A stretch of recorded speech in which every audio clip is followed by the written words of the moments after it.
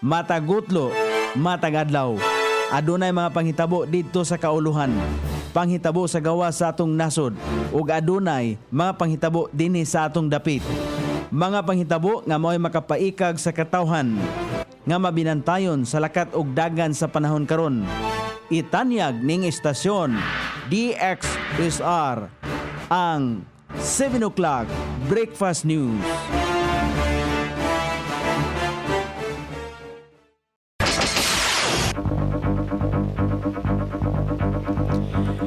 Higala, kumusta? May buntag Iligan, may buntag Mindanao, may buntag Pilipinas. Adlaw Miyerkules, Pitsa 19, ni buwan sa Marso, ning tuiga 2025. Sangan sa ato Station Manager, Pastor Ruben Sulapas, kini ang inyong ka-isar Kabisaya Nunebi. Ang muhatod sa hanay sa balita sa Lasyate. O karon sa uluhang tudling sa ato mga balita, 25% nga surcharge interest ipatuman sa mga negosyo nga wala naka-renew o permit.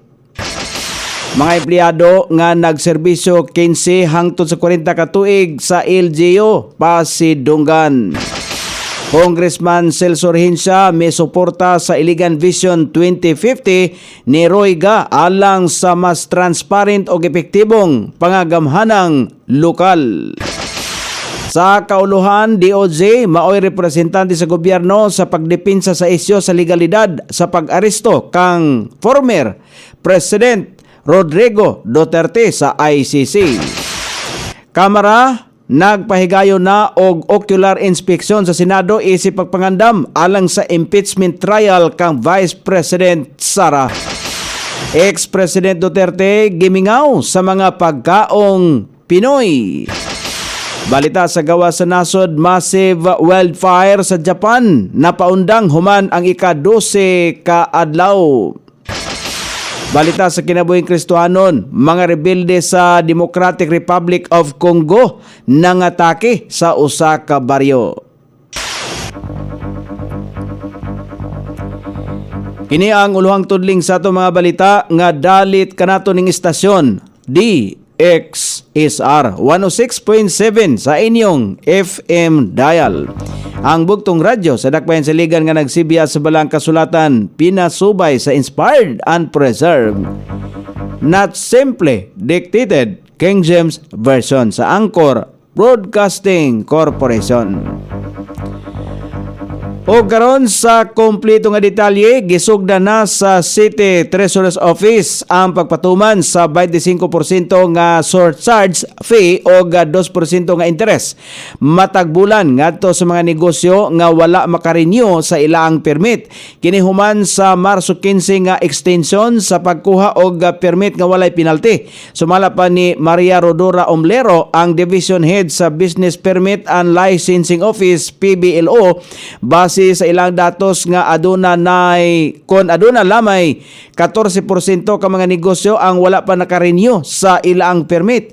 Aduna nay 10,230 ka mga na-record sa BPLO nga mikuha og business permit sugod niadtong Enero. Diin adunay 9,396 ang ihap sa mga mirenyo og 834 ka bag-o sa tuig 2024. Naka-record usab ang buhatan og 11,939 ka mga permits sa tibuok nga tuig.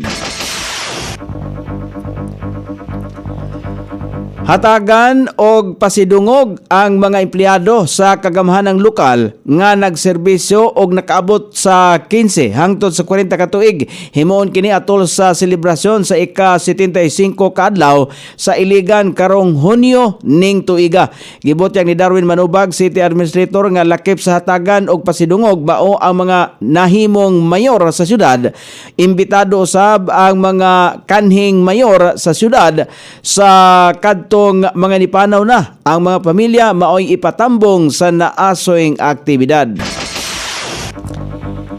Gidaig ni Congressman Rehencia ang talan-awon kung ang pananawon sa kandidato pagkamayor Royga sa Iligan Vision 2050 alang sa mas transparent o epektibong pagagamhanang lokal.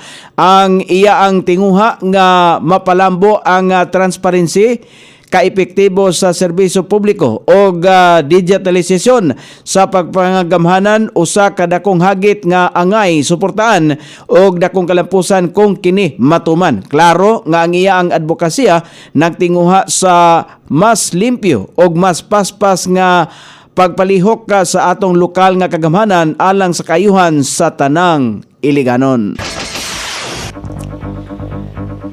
O karon sa balita sa kauluhan, gikumpirmar sa Department of Justice nga sila ang magsilbing representante sa gobyerno sa pagdepensa sa petisyon nga gipasaka sa Korte Suprema nga mi question sa legalidad sa pag-aresto kang former President Rodrigo Duterte sa International Criminal Court. Sa usa ka pamahayag gisulti ni Justice Secretary Crispin Remulla nga nasumite na nila ang ilaang dokumento kon komento sa gipasakang petitions for habeas corpus nila ni Davao City First District Representative Paulo Duterte, Davao City Mayor Sebastian Duterte og Vice Veronica Duterte sa Supreme Court. Sumala pa sa kalihim, nahatagan na sila og authorization sa Executive Secretary nga motubag sa supina sa Korte Suprema. Una nang gibarugan ni Solicitor General Minardo Guevara nga magpabilin ang posisyon sa Office of Solicitor General nga walay jurisdiction ang ICC sa nasod human nga mibulag kini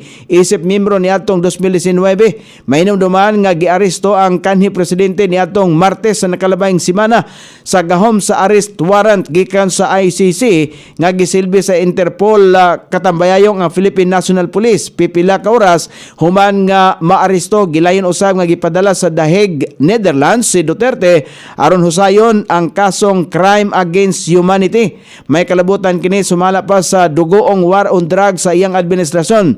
Nagdumili usab si Secretary Crispin Remulla nga idetalye ang mga argumento nga ilang gisumite sa Korte Suprema. Kalabot ini gimando sa Supreme Court sa mga petitioners nga sila si Davao City First District Representative Paulo Duterte, Davao City Mayor Sebastian Duterte ug Veronica Duterte nga magkomento sulod sa 5 ka adlaw human nga masumite sa DOJ ang ilaang tubag sa gipasaka nga petitions for habeas corpus. Gikumpirmar kini sa tigpamaba sa Supreme Court nga si Attorney Camille Somiting kagahapong adlaw.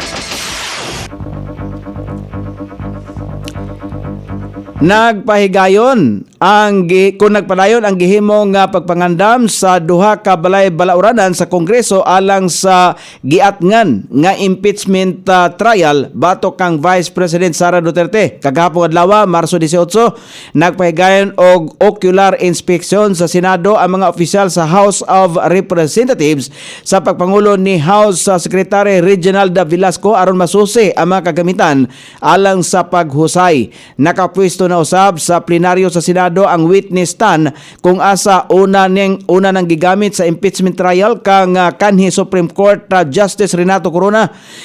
Gisulti ni Velasco nga malipayon siya nga nakita ang mga pasilidad nga gamiton alang sa impeachment trial.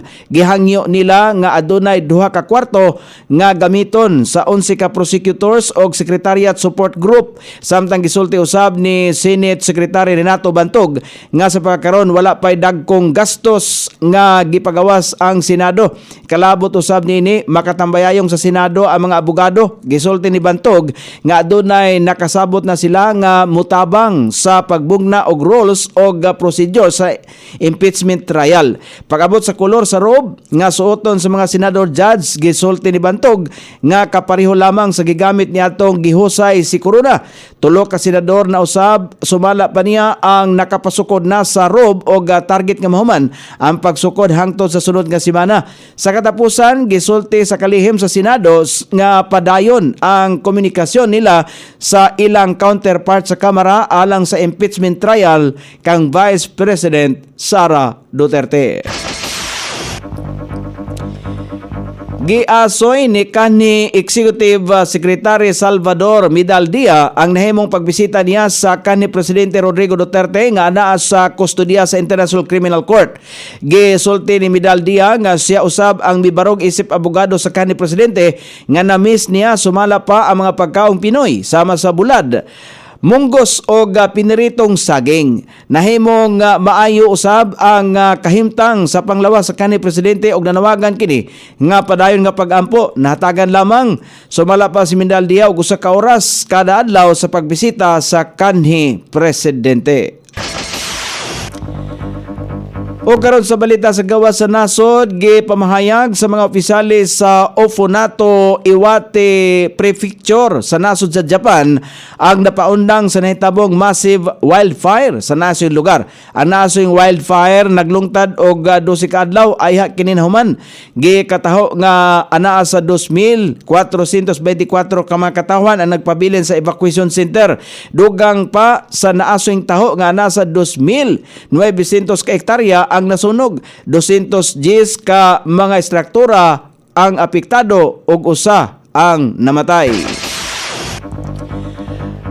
O karon sa balita sa kinabuhing Kristohanon, giatake sa mga miyembro sa rebelling grupo nga Allied Democratic Forces ang usa ka baryo sa nasod sa Democratic Republic of Congo. Gikataho nga adunay 4 ka mga katawhan ang namatay. Apila nini ang usa ka babae nga namatay pinagi sa pagkasunog sulod sa ilahang panimalay. Sumala pa sa mga nakasaksi nga sa wala pa gipang sunog o gipang kawatan ang mga naasoy nga mga katawhan, gipang tigbas una sa EDF. Tungod nini, nabalaka ang mga katawhan ilabi na mga Kristohanon sa kalit nga pagpangatake o kakulangon sa seguridad sa ilang baryo. O karon sa kahimtang sa pagbanabana sa dagan sa panahon, northeast monsoon paday makaapektar sa Luzon. Easterlies ang makaapektar sa ubang bahin sa atong nasod nga Pilipinon. Ang Caraga, Davao Region, Eastern Visayas, Sorsogon, Masbate, Aklan, Capiz, Cagayan Valley, Quezon, Aurora, Apayao ug ang ubang bahin sa Bicol Region, Metro Manila ug ang ubang bahin sa Luzon ug ubang bahin sa nasod ang makasinati paghihapon sa madag-umon nga kalangitan. Inubanan sa patak-patak nga mga pagulan matag karon ug unya ilabi na sa panahon sa kahaponon o sa sayong taknas kagabion. Kiniepekto sa shear line, easterlies o hanging amihan. Sukod sa temperatura din sa dakbayan siligan, ang kabugnawon ana sa 23 o ang kainiton musangko sa 32 degrees centigrado. Ang adlaw misilang kagania sa alas 6:01 o musab unya sa alas 6:07 sa sayong takna sa kagabion.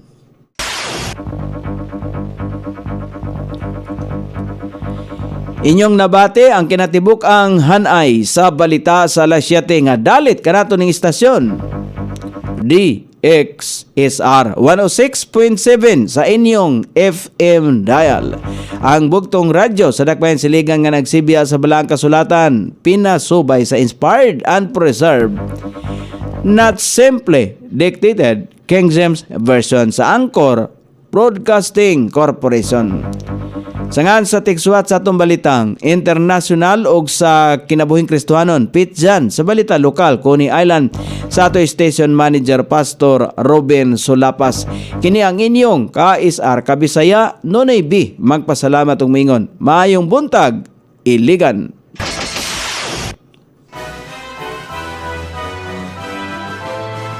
Inyong nabati ang 7 o'clock breakfast news hangtod na usab og mga adlaw sa samang takna o sa samang istasyon.